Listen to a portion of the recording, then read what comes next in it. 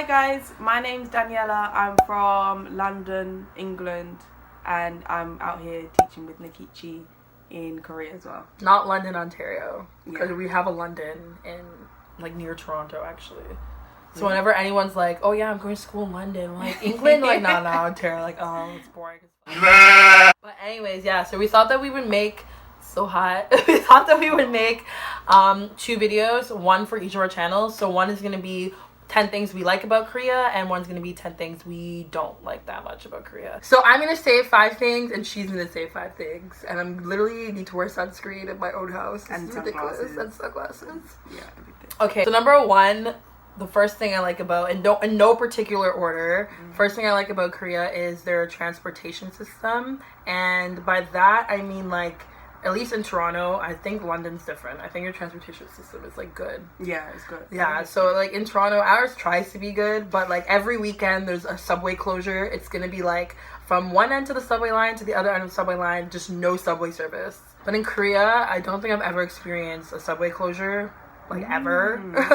I feel like one time I came close to experiencing a subway closure, and it was just like they told us to get off the train, and another train came, and we got on that one, and that's it. It wasn't a big deal. And if you live in Toronto or even in London, that happens too. Yeah.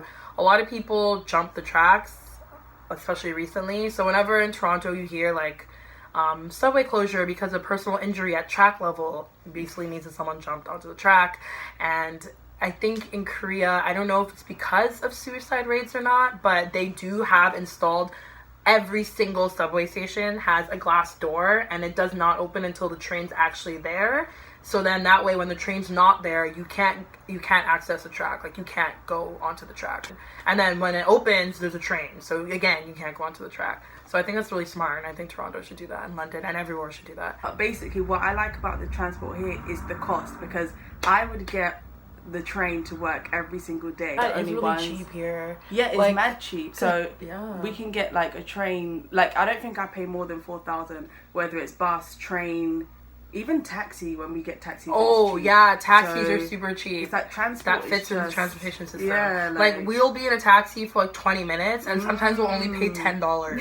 And it's like, if I was in a taxi for 20 minutes in Toronto, that's gonna be like $30 right there. Like minimum, it's ridiculous. Minimum. It's mad cheap. Yeah. I like it. So you can get around, and it's not too expensive. Go to Seoul, you can just see the fashion like on the streets. It's just mad. Like, I love how everyone makes an effort. The girls, everyone looks so good, so crisp, all the like, time. So fly. It's just, they look so good. Like, girls, guys. Like, back home, you get people who do make an effort and who do look good.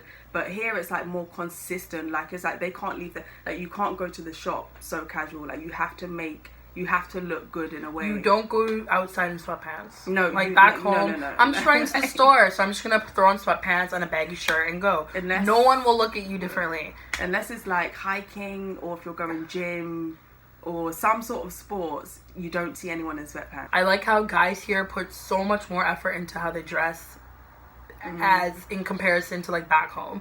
Like, don't get me wrong, like the Toronto mandem, they dress like pretty nice. I mean, they kind of all dress like hypebeasts, but like they all dress the same, but they still put effort into how they dress, as opposed to like, I don't know, Mississauga. When I'm walking around Mississauga, the guys don't look as like put together. But in Korea, it's like all of them put so much effort into how they dress.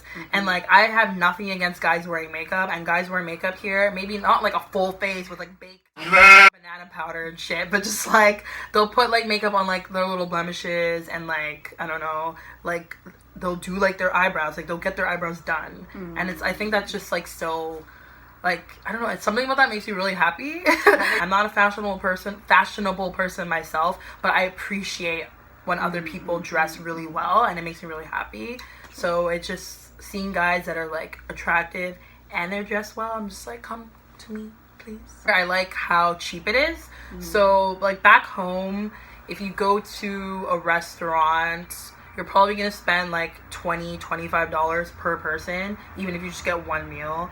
Here, like if you go to Korean restaurants, keep this in mind, because if you eat American food here or Western food here, it's expensive. Pizza, pasta, pancakes, waffles, anything like that, it's going to be expensive. It's going to cost you a pretty penny. But if you get like Korean food, we've been out and we ate like a good amount of food amongst like, I don't know, like 6 people, and we each only paid like $7. Yeah, that's $7, $7 Canadian.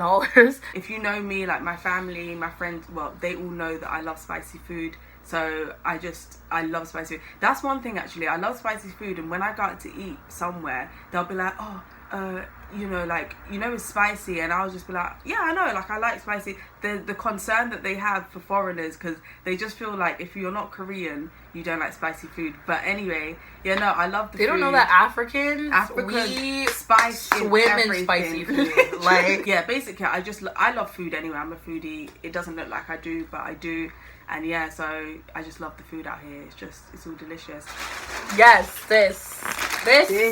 Everyone on YouTube is doing the freaking spicy ramen challenge with this. Oh, do they do it with this? Yeah. Oh. And I'm just like eating it like... I eat this on a normal day. Like, it's just good. I don't need to do a spicy challenge seaweed. Add some dry seaweed on top. It is... Sponsor me. Oh, yeah. It good. Okay. 2 things about restaurants that I really like that have to do with dining in restaurants is tipping and buzzers. Toronto, at least, you have to tip when you go out to eat. You don't have to, but like you're gonna be like frowned upon if you don't leave a tip. And in Korea, if you leave a tip, they're gonna literally give you back your money. Like I remember when I was here before, me and my friend, we left a tip like several times, and they always like chase us out the door, and they're like, oh, here, you gave us this. I'm like, it's tip. They're like, tip? No, we don't. no tip. And then my Korean friend's like, yeah, you guys just don't tip in Korea. I think one of the things has to do with the fact that they think that if you're tipping them, it's because you pity them or something, and they think that like if you're tipping them, it's because you look down on them, like, oh, you need more money, here's more money kind of thing. Basically, I just like that you don't have to tip here, because whatever the price says on the menu, that's what you pay. It's not like fucking doing like a bunch of math in my head, like, okay, I have to pay, like, I have my phone bill next week though, but then can I afford the tip? Like, okay, I'm just gonna get chicken fingers because I can't afford what's on this menu. But so I like that, and I like that they have little buzzers or buttons on most tables when you go to most restaurants. England needs that. Exactly, because like back home, it's like if I need a waiter, I'm like, oh, excuse me, no, okay. But like here, it's like buzz, and then like, okay, we're coming, we'll be right with you, or they'll just come, and like they just come, and it's not rude. Like to them, if you hit the buzzer, it's not like a rude thing. I feel like back home, if we got that, people would be like, the waitresses would be kind of pissed. Yeah, they'd like, come over as a bit sassy. They'd be like, what do you want? Yeah. Like, but here they're just like, oh, hi, we're so cute. So buzzers and no tipping. I like that. I generally like most of the people. Whenever I go places, everyone's nice, like everyone's friendly, especially because I don't speak Korean, but I can say a few words and speak a little like here and there, and just say my politeness and all of that stuff. And so whenever I say one word or two, they're just like, oh, like they're so shocked, and they're just like even more like welcoming and more just I think it's them thinking, oh, that's nice, like she's trying to get to know a bit of our culture and all that kind of stuff.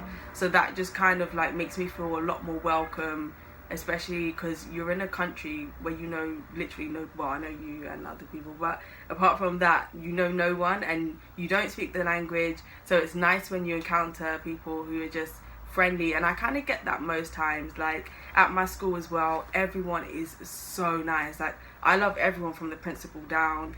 Like even when like my town, I go to the shops, like when I pop in places, people are just friendly. Like I think it helps maybe because we live in a small town. I think if we lived in Seoul, it might be a little bit of a different experience with people because they're so used to seeing foreigners. 5. So the last thing that I like and then that she likes about Korea is, for me, it's the coffee culture here. Because I think my misconception and many other people's misconception is because Korea is an Asian country, they're gonna have a huge tea culture. Like here, it's like all the vending machines have coffee in it.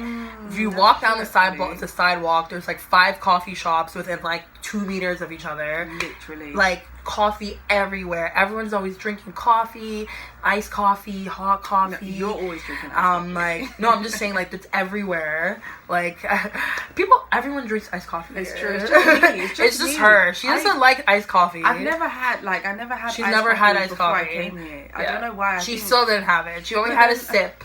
It's like London's cold in general. But so's Canada. It's true, it's true. Yeah, I don't know. In Canada, we still drink our ice caps when it's minus 30 degrees outside. Yeah. Whenever you want to go out and hang out with someone, it's always like, oh, do you want to grab coffee? I guess that's a thing back home too. But I feel like back home it's more like, do you want to grab lunch or do you want to grab dinner or something? But here it's like, oh, let's go grab coffee. Yeah, it's true. Go grab coffee. Or do you want coffee? Coffee.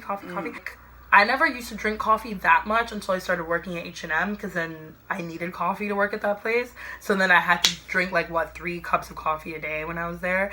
But ever since then, I need coffee every single day. And then I come here, I'm like, it's everywhere. It's so easy to access it. And that makes me so happy. It's true. So what I like about, my last thing I'm going to say is kind of just simple. It's just the cheap fashion. So we went shopping... Was it last week we was in? Yeah, last week we went shopping and I picked up quite a few bits. Like, Nikki, if you're watching this, you'll know we went around the whole... I love the underground station markets. It's just it's so different to back home. You won't really find that. It's just supermarkets, shopping centres, or the high street, but you've got the underground where the station is, and they've got all different stalls plotted about, and the fashion is so different. It's nice and it's cheap, so you can get a nice cute little dress. I love Tomato Store, Tomato Story. Tomato Story. Tomato Story. Tomato. It doesn't sound right when you say it. Tomato Story. Tomato Story. That sounds so It's called weird Tomato now. Story. Okay, Tomato Story, but I like Tomato Story. It's not I love the clothes there. But anyway, you can get a nice dress. I got this really nice dress, or 2 nice dresses, 10,000 won. What's that? Which is $10 $10 for £8 or something like that. And a few different bits, some nice trousers. You can just get nice fashion and at good prices. So it's not you're breaking the bank. I love how the fashion can be cheap here if you know where to go and what you're... Well, you don't even need to know what you're looking for, but you can just find good stuff and cute, pretty, beautiful, fashionable things for $10. This top actually, it's a plain white tee actually. Well, it splits at the side. Yeah. That was I think 6,000. That was when we went Usual Boo. Yeah. Oh yeah, you bought that Usual Boo. Well, that's it. That's been our 10 things that we like about Korea. Danny has a YouTube channel too, and I'll leave the link below. And I know a lot of you guys are watching my videos and you're not subscribing because the view counts don't match up with the subscribers. And I know a lot of you are my friends, so it'd be really nice if you subscribed. I'm waiting, right now. Do it. Have you done it yet? Okay, thanks.